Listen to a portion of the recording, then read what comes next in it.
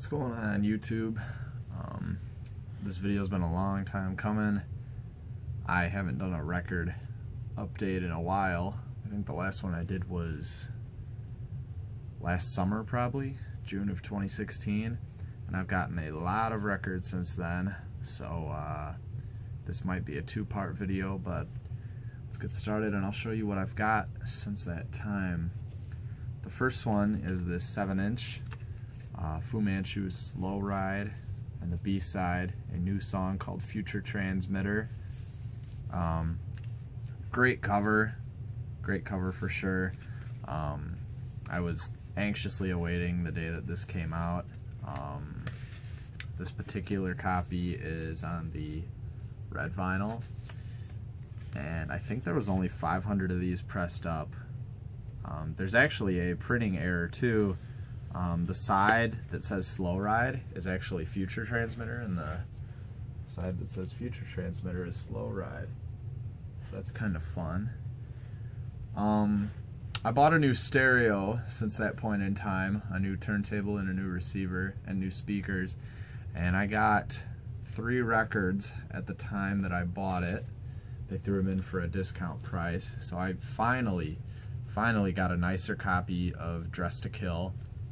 This one also has the embossed Kiss logos around the side of the picture. I don't know how well you could see that because of the glare from the sleeve, but it's not a pristine copy, but it's definitely nicer than the one I had. Here we have a copy of In Rock by Deep Purple. I'd say at this point this is my favorite Purple album. It's where they started to get heavier. I'd been looking for a copy of In Rock on vinyl for a while, and I finally found one that wasn't too expensive. And then I got this right here. If you're from the Chicago area, and probably a lot of other areas in the country, you know what WLS is, the famous Chicago station for a while. And back in the, I think this was from the 70s, maybe the early 80s,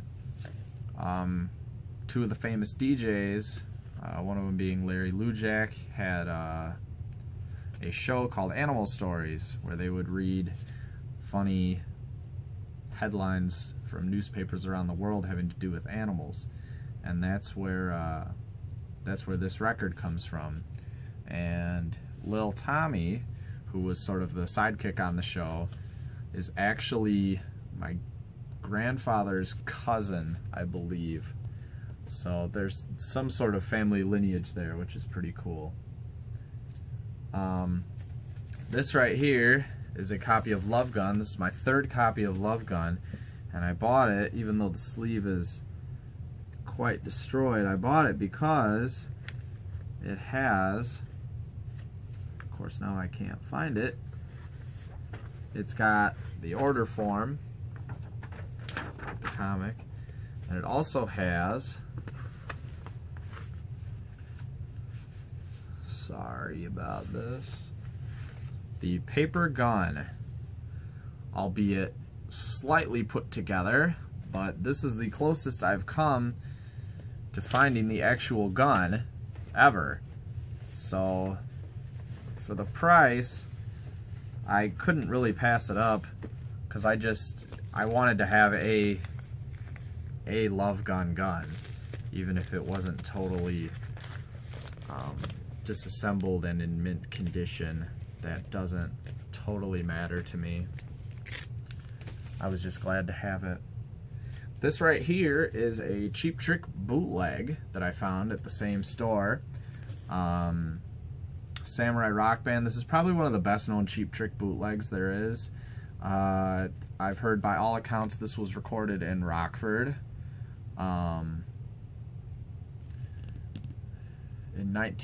Sometime in fall 1977, I believe. And this record is jam-packed with songs. There's 6 songs on each side, all of them pretty good length. There's other bootlegs of this concert that this bootleg has He's a Whore on it, and there's another bootleg that has another song in place of He's a Whore. I can't remember what song it is, but it's a great show, great quality. You really get a feel for what Cheap Trick used to be in their early days. This is Group Sex by the Circle Jerks, one of my favorite punk albums of all time. This particular copy is a reissue on white color vinyl, and if you know about this album from the early days, this album from start to finish is only either 15 or 17 minutes long. So what they did for this reissue was they put the entire album on both sides. So you have it on side A, the whole album plays, and then you can flip it over and the entire album will play again on side B, which is pretty cool. Here's Highway to Hell, my second AC/DC album. As far as AC/DC goes, I'm really not too interested in the Brian Johnson era albums. I stick with Bon Scott pretty much. And I didn't plan on buying this album, but I found it at a pretty good price, good shape, and this is the second AC/DC album I have after Dirty Deeds. So I'm trying to get all the Bon Scott era ones, and you can't go wrong with Highway to Hell. It really is a great album.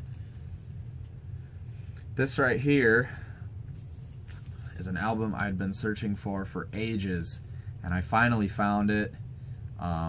It's not one of the modern reissues. I think this is a late 70s reissue. I know it's not original, but it's close enough for me. This is by far one of my favorite albums of all time, easily top 10. I cannot tell you how long I searched for this album on vinyl, and when I found this, you know, close enough to original for me, it was at a decent price, so I had to snag it up. I just cannot state the importance of this album to me and to so many other people. Yeah, just check it out if you haven't already. It opened all sorts of doors to me.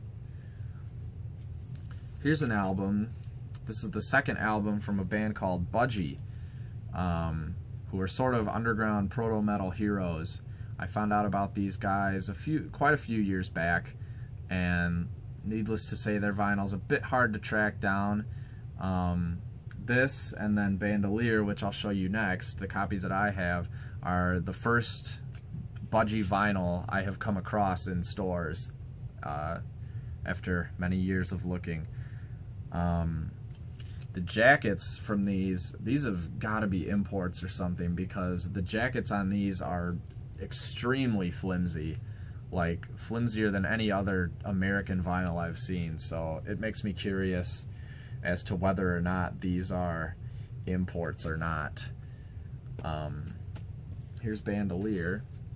I bought Squawk first, and then when I got a little more money, I had to go back and see if this was still there, and by the grace of God it was, so I snatched it right up. I couldn't stop thinking about this record when I left it behind, and it's awesome to have this one and Squawk, because Budgie is a great band, very, very influential to the heavy underground music scene, and it's nice to have their stuff on vinyl. So far, I kind of like Bandolier a little bit better than Squawk, but you can't go wrong with either one. Here we have Houses of the Holy. For a long time, this was my favorite Led Zeppelin album, and I could never find a copy on vinyl for a decent price, and I finally did, so I snagged it up. Like I said, this was my favorite Zeppelin vinyl for a long time. Then I sort of started favoring 2 and 4 over Houses, but I think Houses is sort of the album where they sort of started getting more experimental with what they were doing as far as keyboards and synthesizers. So it's cool to see that, and you really can't go wrong with any song on this album. They're all great.